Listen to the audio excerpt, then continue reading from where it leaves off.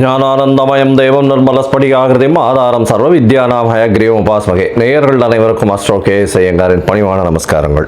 ராகு கேது பெயர்ச்சி 2025 ஏப்ரல் 26ஆம் தேதி சித்திரை மாதம் 13ஆம் நாள் சனிக்கிழமை ரேவதி நட்சத்திரத்தில் இந்த ராகு கேத்துவினுடைய பெயர்ச்சியாகுது. ராகு கேத்து பெயர்ச்சி அப்படின்றது என்ன அப்படின்னா, ராகு கேத்து இந்த ரெண்டு கிரகங்களும், அதாவது ஒரே கிரகங்கள், ஒன்று தலையாகவும் ஒன்று வாலாகவும் கருதப்படுகிறது. இந்த ரெண்டு கிரகங்களும் பார்த்தாலேயானால் 180 பாகையில் ஒன்றுக்கு ஒன்று இருக்கும்.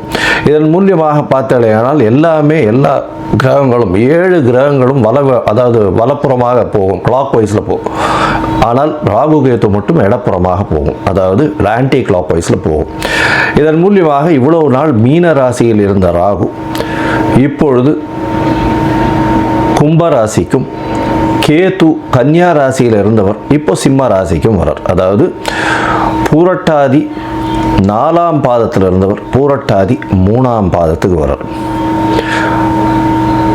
உத்திர நட்சத்திரம் 2ஆம் பாதத்தில் இருந்த கேது உத்திர நட்சத்திரம் 1 பாதத்துக்கு வரார். ஸோ இதுதான் ராகு கேத்துவினுடைய மாற்றம். இது 26/4/2025 வருது.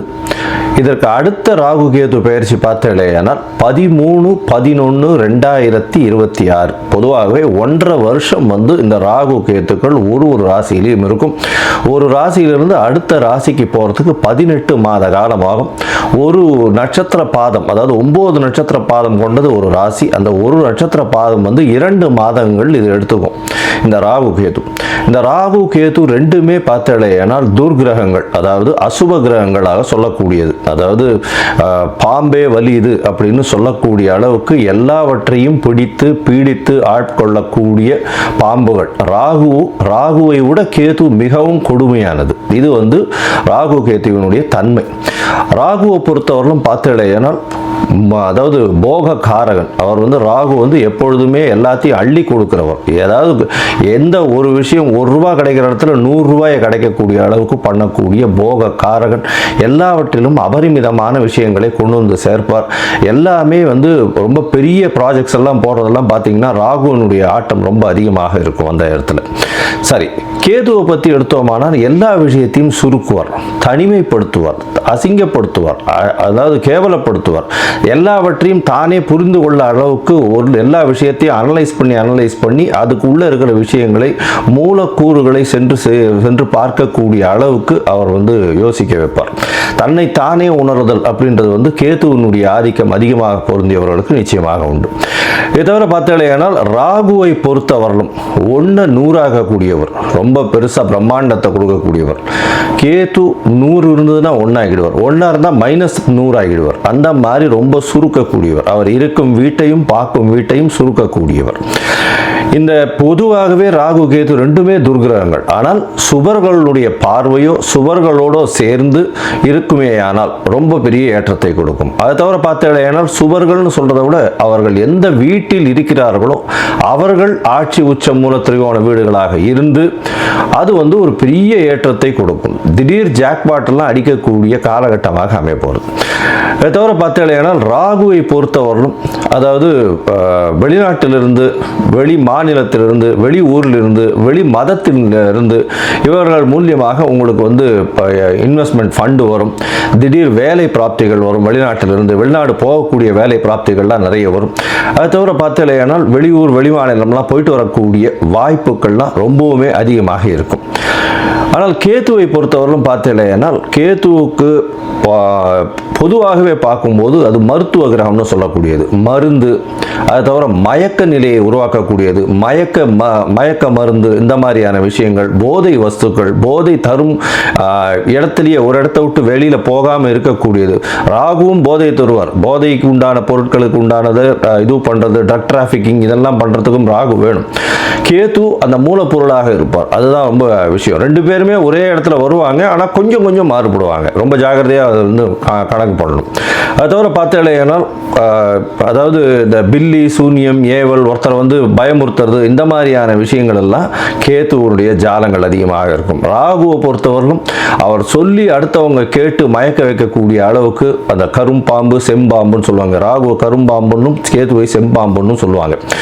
ராகுவுக்கு பார்த்தீங்கன்னா 18 வருஷம் இந்த விம்சோத்தரி திசையில் கொடுத்துருக்காங்க. கேத்துவுக்கு 7 வருஷம் கொடுத்துருக்காங்க. 18 வருஷத்தில் ஒருவருக்கு ராகு நல்லபடியாக இருந்து சுவர்களால் பார்க்கப்பட்டு அவர்களுடைய இருந்த இடத்தினுடைய வீட்டினுடைய அதிபதி ஆட்சி உச்ச மூல திரிகோணம் திக்பலம் இந்த மாதிரியான விஷயங்கள் அடைந்திருந்தாரே ஆனால் நல்ல ஒரு யோகத்தை அந்த காலகட்டத்தில் கொடுப்பார்.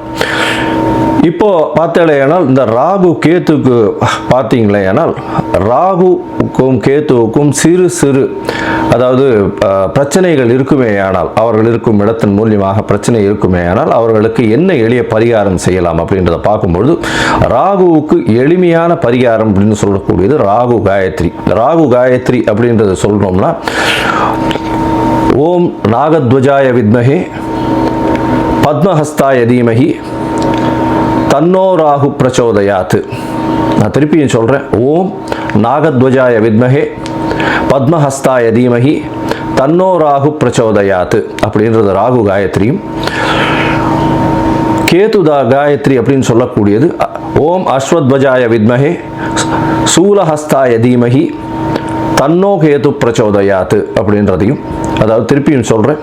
ஓம் அஸ்வத்வஜாய வித்மஹே சூலஹஸ்தாய தீமஹி தன்னோ கேது பிரச்சோதயாத் அப்படின்றது ஒரு நாளைக்கு ராகுவினுடைய காயத்ரி 7 முறையும் கேதுவினுடைய காயத்ரி 4 முறையுமாவது சொல்வதன் மூலியமாக ராகு கேத்துவுக்கு செய்யக்கூடிய எளிய பரிகாரமாக சொல்கிறோம்.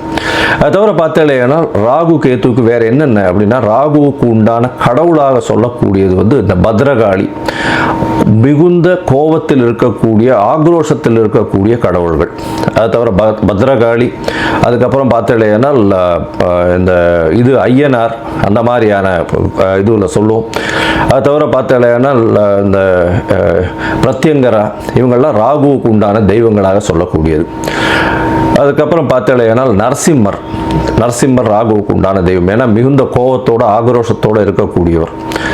இதெல்லாம் வந்து இந்த தெய்வங்கள் எல்லாமே வந்து ராகுவுக்கு உண்டான பரிகார ஸ்தலங்களாக இந்த தெய்வங்கள் இருக்கக்கூடிய இடத்த இது பண்ணலாம். அது தவிர பார்த்தேனால் இவர்களுக்கு எலுமிச்சம்பழம் மாலை, எலுமிச்சம்பழம் இதில் வந்து நல்லெண்ணெய் விட்டு இது ஏற்றுறது, எண்ணெய் விட்டு திரி போட்டு விளக்கு ஏற்றுறது.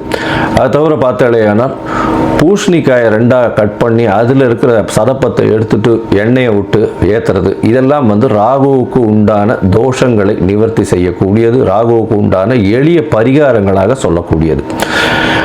அது தவிர பார்த்தீங்களேனா இந்த இது கேத்துவுக்கு உண்டானது என்ன அப்படின்னா விநாயகரை சொல்வார்கள். அது தவிர ஆஞ்சநேயர், அதாவது தலை மாறியவர்கள், அதாவது விநாயகரும் சரி ஆஞ்சநேயரும் சரி இவர்கள் 2 பேரையும் சொல்லுவாங்க. அது தவிர வந்து சித்தர்கள், யோகிகள், ஞான குருமார்கள், குரு பீடங்கள், மடங்கள் இதெல்லாம் சொல்லக்கூடியது.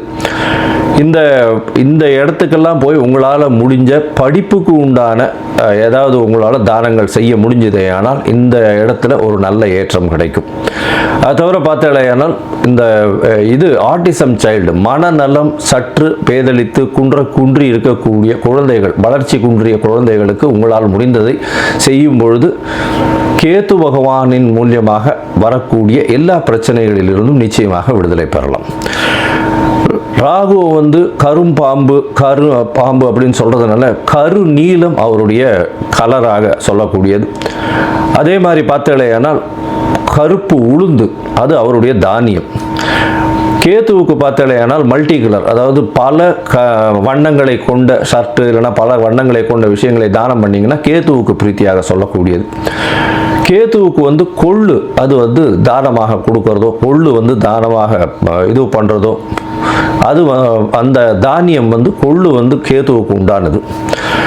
ராகுவுக்கு பார்த்தீங்கன்னா இந்த சூதாட்டம், கேளிக்கை மையம், அதை தவிர பாரு, அந்த மாதிரியான விஷயங்கள் வந்து ராகுவினுடைய இடத்தின் கட்டுப்பாட்டை கொண்டவர் அவர். கேத்துவுக்கு வந்து மடம், அதை தவிர வந்து இது தபோவனம், இந்த மாதிரியான விஷயங்கள், அதை தவிர தனித்து இருக்கக்கூடிய இடங்கள், அதை தவிர வந்து இந்த தவம் செய்யும் இடம், இதெல்லாம் பார்த்தீங்கன்னா கேத்துவனுடைய இடமாக சொல்கிறாங்க. இது தவிர பார்த்தாலேனால் இந்த ராகுவுக்கும் கேத்துவுக்கும் 3-11 பார்வை இருக்குன்னு சில ஜோதிட கிரந்தங்கள் சொல்கிறது. அதாவது இப்போ பார்த்தாலேனால் கும்பராசியில் ராகு இருக்கிறதுனால 3ஆம் இடம்னு சொல்லக்கூடிய மேஷத்தையும் தனுசு அப்படின்ற 11ஆம் இடத்தையும் பார்க்கறது ராகு. கேத்துவை பொறுத்தவரையிலும் மிதுனத்தையும் துலாத்தையும் பார்க்கும். அவர் இருக்கும் வீட்டிலிருந்து 3-11 7ஆம் இடத்தை எல்லா கிரகங்களும் பார்க்கும். ஏன்னா சப்தம பார்வை உண்டு அப்படின்றத சொல்கிறது. சரி, இப்போ வந்து ராகுவை பற்றி பேசணும்னா பேசிகிட்டே இருக்கலாம். கிட்டத்தட்ட வந்து ஒரு 3 மணி நேரம் 4 மணி நேரம் கூட கண்டினியூஸாக பேசலாம். ஆனால் இப்போ வந்து நம்ம ஒரு ராசிக்கும் மேஷம் முதல் மீனம் வரை என்னென்ன பலன்கள்னு பார்ப்போம். அதை தவிர தனியாகவே ராகுவுக்குன்னு ஒரு 1/2 hour 1 hour வீடியோ தனியாக போடுறேன். நான் பார்ட் 1 பார்ட் 2 தனியாக போடுறேன். சரி, இப்போது மேஷம் முதல் மீனம் வரை இந்த ராகு கேது பெயர்ச்சியின் மாற்றங்கள் ஏற்றங்கள் என்னென்ன, அவர்களுடைய பார்வை என்னென்ன, என்ன பரிகாரங்கள் செய்யலாம், என்ன கோயிலுக்கு போகலாம் அப்படின்றத பார்ப்போம். இந்த சேனல், என்னுடைய சேனல் பார்த்துட்டு இருக்கவங்க உங்களுக்கு ஜாதகம் பார்க்கணும் அப்படின்னா நீங்கள் என்னுடைய மொபைல் நம்பருக்கு, கீழே கொடுக்கப்பட்டிருக்கிற மொபைல் நம்பருக்கு எனக்கு வாட்ஸ்அப் பண்ணுங்க. உங்களுடைய பெயர், உங்களுடைய தாய் தகப்பனார் பெயர், உங்களுடைய பிறந்த நேரம், தேதி, உங்களுடைய பிறந்த இடம், date of birth, time of birth, place of birth, உங்களுடைய நேம், பேரண்ட்ஸ் நேம், இது வரலாம் அனுப்புங்க. சந்தி இருக்கான்னு பார்க்குறேன். ஏன்னா லக்ன சந்தி, பாத சந்தி இதெல்லாம் பார்க்கணும். சந்திரனுடைய சந்தி இருக்கா, என்ன ஏதுன்னு பார்க்கணும். இதற்கு காரணம் என்ன அப்படின்னா பல வகையான பஞ்சாங்கங்களை உபயோகப்படுத்துகிறார். பஞ்சாங்கங்கள் உபயோகப்படுத்தக்கூடிய இடமும் வந்து பல இடங்கள் மாறுபடும். அதாவது ஸ்ரீரங்கத்து பஞ்சாங்கத்தில் டெல்லியில் பிறந்த குழந்தைங்களுக்கு பேஸ் பண்ணி பார்ப்பா. அப்போது சூரிய உதயமே மாறும். அதனால் சந்தி வரக்கூடிய வாய்ப்புகள் மிகவும் அதிகம். அவங்க வந்து மிருகசீரிஷ நட்சத்திரம் அப்படின்னு நினச்சிட்டு இருப்பாங்க, 2ஆம் பாதம் அப்படின்னு நினச்சிட்டு இருப்பாள். ஆனால் பார்த்தாலேனால் 3ஆம் பாதத்தில் மிதுன ராசியில் இருப்பாள். இந்த அவள் வந்து 50 வயசு ஆகிட்டு இருக்கும், ரிஷப ராசிக்கு வந்து அர்ச்சனை பண்ணிட்டு இருப்பாள். ஆனால் மிதுன ராசியில் பிறந்திருப்பாள். ஸோ இந்த மாதிரியான மாற்றங்கள்லாம் நிறைய இருக்குது. அதனால் உங்களுடைய ஜாதகத்தை நானே போட்டு அதன் வழியாக சந்தி இருக்கான்றதை பார்த்து உங்களுக்கு உண்டான பலன்கள் என்ன ஏதுன்றதை டிஸ்கஸ் பண்ணுறேன். அதற்குண்டான கட்டணம் என்னன்றது போடுறேன். அந்த கட்டணத்தை செலுத்திட்டு நீங்கள் அப்பாயின்மெண்ட் எடுத்துக்கோங்க. சரி, இப்போது ராகு கேதுவின் பயிற்சி 2025 2026 மேஷம் முதல் மீனம் வரை ஒரு ராசியாக. மீனம், பூரட்டாதி, உத்திரட்டாதி, ரேவதி, இந்த 3 நட்சத்திரம் 9 பாதங்களை கொண்ட ராசி. ராசியின் அதிபதினு சொல்லக்கூடியவர் குரு. ராசிக்கு இந்த ராகு கேது பயிற்சியின் பொழுது 3ஆம் இடத்துல இருக்கார். வருஷ கிரகம் ராகு கேது வந்து 1.5 வருஷத்து கிரகம். அதாவது ஒரு ராசியிலிருந்து அடுத்த ராசிக்கு 1.5 வருஷம் எடுத்துக்கிறார் மாறுறதுக்கு. இந்த ராகு கேத்துவினுடைய பெயர்ச்சி, அதாவது ராகு உங்களுடைய ராசியில் இவ்வளோ நாளாக இருந்து மிகப்பெரிய தொல்லையை கொடுத்து பிரச்சனைகளை கொடுத்துருந்தார். அதாவது எண்ணங்கள் அபரிமிதமாக போய் உங்களுக்கு தொல்லைகளை கொடுத்துருந்தார். இப்போ வந்து ராகு 12ஆம் இடத்துக்கு போகிறார். இதனால் என்ன ஒரு மாற்றம் இருக்குது. அதே மாதிரி கேது 7ஆம் இடத்துலேருந்து 6ஆம் இடத்துக்கு போகிறார். இதன் மூலியமாக என்ன ஏற்றங்கள் இருக்குது அப்படின்றத பார்க்கலாம். ராகு ராசிக்கு 12ஆம் இடத்துல போகிறதுனால வெளிநாடு பயணம் போகக்கூடிய வாய்ப்புகள் உண்டு. வெளிநாடு, வெளியூர், வெளிமாநிலம் செல்லக்கூடிய பாக்கியம் உண்டு. தேவையற்ற செலவுகள் வரும். அதாவது அபரிமிதமான செலவுகள், அதாவது எண்ணி பார்க்கவே முடியாத அளவுக்கு தேவையற்ற செலவுகளை பண்ணக்கூடிய வாய்ப்புகள் உண்டு. கலை பொருட்கள் மேலே, அது சூதாட்டம் இந்த மாதிரியான விஷயங்கள் மேலே நாட்டங்கள் கொஞ்சம் அதிகமாக போகும். தேவையற்ற பானங்கள், இந்த மாதிரியான விஷயங்கள், நண்பர்கள் மூலியமாக தேவையற்ற விஷயங்களில் ஈடுபடக்கூடிய வாய்ப்புகள் நிச்சயமாக இருக்கும். கேளிக்கை இந்த மாதிரியான விஷயங்களில் உங்களுடைய பணத்தை விரயம் பண்ணக்கூடிய வாய்ப்புகள் நிச்சயமாக உண்டு. வெளிநாடு, வெளியூர் பயணங்கள் செல்லக்கூடிய வாய்ப்புகள் உண்டு. இந்த காலகட்டத்தில் பார்த்தேன்னா உங்களுடைய ராசிக்கு 12ஆம் இடத்துல இருக்கிறதுனால பண வரவிற்கு பஞ்சம் இருக்காது. ஏன்னா செலவுகள் அவ்வளோ பண்ணோன்னா இருக்கிற பணம் நிறைய வந்தால் தான் செலவும் பண்ண முடியும். அதே மாதிரி உங்களுக்கு வெளிநாடு பயணம் இருக்கிறதுனால வெளிநாட்டில் போய் சம்பாதிக்கக்கூடிய வாய்ப்பும், என்ன வரக்கூடிய பணத்தை சேர்த்து வைக்காமல் செலவு பண்ணக்கூடிய வரக்கூடிய வாய்ப்புகள் மிகவும் அதிகமாக போகும். 10 ரூபா வருதுன்னா 12 ரூபா செலவு பண்ணுவீங்க, 2 ரூபா அடிஷ்னலாக கடன் வாங்கி செலவு பண்ணுவீங்க. அந்த மாதிரியான விஷயங்கள் ஏற்படும். இதை தவிர பார்த்தீங்கன்னா உங்களுக்கு இந்த மீனராசிக்காரர்களுக்கு புதிய வேலை கிடைக்கும், வேலையில் மாற்றங்கள் கிடைக்கும், புதுசாக ஒரு வேலைக்கு சேஞ்ச் ஆகக்கூடிய வாய்ப்புகள் நிச்சயமாக இருக்கும். உங்களுடைய ராசிக்கு சப்தமத்தில் கேத்து இருக்கார். இந்த காலகட்டத்தில் எதிர்பாலினத்தவரை நம்புவது சற்று கொஞ்சம் பொறுமையாக இருக்கிறது நல்லது. அது தவிர கூட்டு தொழிலில், அதாவது 7ஆம் இடத்துல இருந்த கேத்து 6ஆம் இடத்துக்கு போகிறார். இவ்வளோ நாளாக இருந்திருந்தது 7ஆம் இடத்துல கூட்டு தொழில் இந்த மாதிரியான பிரச்சனைகள் இருந்திருந்தது. இப்போ 6ஆம் இடத்துக்கு போகிறதுனால பார்த்தோம்னா வேலையில் மாற்றங்கள் கிடைக்கக்கூடிய வாய்ப்புகள் உண்டு. அது தவிர அரசாங்கத்தின் மூலியமாக சிறு சிறு தொல்லைகள் வரக்கூடிய வாய்ப்புகள் கண்டிப்பாக இருக்கும். உங்களுடைய ராசிக்கு 2ஆம் இடத்தை ராகு பார்க்குறார். ராகு 2ஆம் இடத்தை பார்க்கறது பெரிய விசேஷம். இதன் மூலியமாக பண வரவிற்கு பஞ்சம் இருக்காது. எங்கேருந்தாவது பைசா வந்துட்டே இருக்கும். அதனால் நேர் வழியோ மறைந்த வழியோ குறுக்கு வழியோ ஏதோ ஒரு வழி வர பிரகாரம் உங்கள் கையில் எப்பொழுதுமே பைசா இருக்கக்கூடிய, பணம் இருக்கக்கூடிய வாய்ப்புகளும், அதீதமான பணம் வரக்கூடிய வாய்ப்புகளும் உண்டு. தொழிலில் பெரிய ஏற்றங்கள் மாற்றங்கள் இருக்கும். ஏன்னா குரு அதாவது குருவும் 10ஆம் இடத்தை பார்க்குறார், ராகுவும் உங்களுடைய ராசிக்கு 10ஆம் இடத்தை பார்க்குறார். இதன் மூலியமாக தொழிலில் பெரிய மாற்றங்கள் ஏற்படக்கூடிய வாய்ப்புகள் இருக்கு. மாற்றங்கள் ஏற்றங்களாக இருக்கக்கூடிய வாய்ப்பு. அதாவது வேற்று மதத்தினர், வேற்று ஜாதியினர், வேற்று மாநிலத்தவர், வேற்று நாட்டினர் அவர்கள் மூலியமாக இன்வெஸ்ட்மெண்ட் வரும், முதலீடுகள் வரக்கூடிய வாய்ப்புகள் கண்டிப்பாக உண்டு. இந்த காலகட்டத்தில் பார்த்தீங்கன்னா கேது உங்களுடைய ராசிக்கு 6ஆம் இடத்துல இருக்கிறதுனால, அதுவும் சிம்மத்தில் இருக்கிறதுனால அரசாங்கம் சார்பாக சற்று பிரச்சனைகள் வரக்கூடிய வாய்ப்புகள் உண்டு. போட்டிகள் எல்லாவற்றிலும் வெற்றி பெறக்கூடிய வாய்ப்புகள் நிச்சயமாக இருக்கும். சிறு சிறு உடல் நலத்தில் பிரச்சனைகள் இருக்கும். ஏன்னா 6ஆம் இடத்துல தெரியாத ரோகங்கள் இருக்கக்கூடிய வாய்ப்புகள் நிச்சயமாக உண்டு. ராசிக்கு 4ஆம் இடத்தை உங்களுடைய ராசிக்கு 6ஆம் இடத்துல இருக்கக்கூடிய கேது பார்க்கறதுனால படிக்கக்கூடிய மாணவர்களுடைய கவன சிதறல்கள் இருக்கக்கூடிய வாய்ப்புகள் இருக்கும். அதை தவிர 8ஆம் இடத்தையும் கேது பார்க்கிறார். இதன் மூலியமாக மறைந்த இடத்திலிருந்து திடீர் பொருள் வரவு வரும். இந்த மீனராசிக்காரர்கள் இம்போர்ட் எக்ஸ்போர்ட் பிஸ்னஸ் பண்ணுறவங்க, அதை தவிர குருத்துவமாக இந்த தொழில் பண்ணுறவங்க, வெள்ளி வியாபாரம், தங்க வியாபாரம் பண்ணுறவங்க, அதை தவிர துவரம் பருப்பு வியாபாரம் பண்ணுறவங்க, பருப்பு கடலை இந்த மாதிரியான தானியங்கள் வியாபாரம் பண்ணுறவங்க, அதை தவிர இந்த கோவில் பொருட்கள் வியாபாரம் பண்ணுறவங்க, இவங்களுக்கெல்லாம் பெரிய ஏற்றம் கிடைக்கக்கூடிய காலகட்டமாக அமைப்போகிறது. இந்த காலகட்டத்தில் பார்த்தீங்கன்னா உங்களுக்கு கேது பகவான் 6ஆம் இடத்துல இருக்கிறதும், ராகு 12ஆம் இடத்துல இருந்து அதீதமான தேவையற்ற செலவுகளை உருவாக்குறதன் மூலியமாக நீங்கள் ராகு கேதுவுக்கு உண்டான எளிய பரிகாரங்களையும் பண்ணுங்க. அது தவிர ஒரு தரம் நாகூர் போயிட்டு வாங்க. நாகூர் அதாவது நாகப்பட்டினம் அருகில் இருக்கக்கூடியது. அந்த நாகூரில் நாகவல்லி சமேத நாகராஜன், அதாவது நாகநாதர் இருக்கார். அந்த கோவிலுக்கு போயிட்டு வாங்க. அந்த கோவிலுக்கு போயிட்டு வர்றதன் மூலியமாக உங்களுக்கு ராகு கேதுவினுக்கு செய்ய வேண்டிய அதாவது உங்களுக்கு வர வேண்டிய பலன்கள் எந்த ஒரு விஷயத்திலும் தடங்கள் இல்லாமல் வரக்கூடிய வாய்ப்புகள் உண்டு. உங்களுக்கு வரக்கூடிய தீய பலன்களும் நிச்சயமாக அடையும். மொத்தத்தில் பார்த்தீங்கன்னா மீனராசிக்காரர்களுக்கு செலவுகள் அதிகமாக இருக்கக்கூடிய காலம், வேலையில் மாற்றங்கள் வரக்கூடிய காலம், வெளிநாடு வெளியூர் வெளிமாநிலம் செல்லக்கூடிய வாய்ப்புகள் உண்டு. செலவுகள் தேவையற்ற செலவுகள் அதிகமாக இருக்கும். அதை தவிர கேளிக்கை, மதுபானங்கள் இந்த மாதிரியான பழக்கங்களில் ஈடுபடாமல் இருப்பது ரொம்பவும் நல்லது. எதிர்பாலினத்தவர் மூலியமாக சற்று பின்னடைவு இருக்கும். போட்டியில் வெற்றி இருக்கக்கூடிய காலகட்டம். அரசாங்கத்தின் மூலியமாக சிறு சிறு தொல்லைகள் வரக்கூடிய வாய்ப்பு. படிக்கக்கூடிய மாணவியர்களுக்கு நல்ல ஒரு ஏற்றம் இருக்கக்கூடிய காலகட்டம். உடல் நலத்தில் நல்ல ஒரு ஏற்றம். மறைந்த இடத்திலிருந்து பொருள் செல்வம் வரக்கூடிய வாய்ப்புகள் நிச்சயமாக இருக்கும்.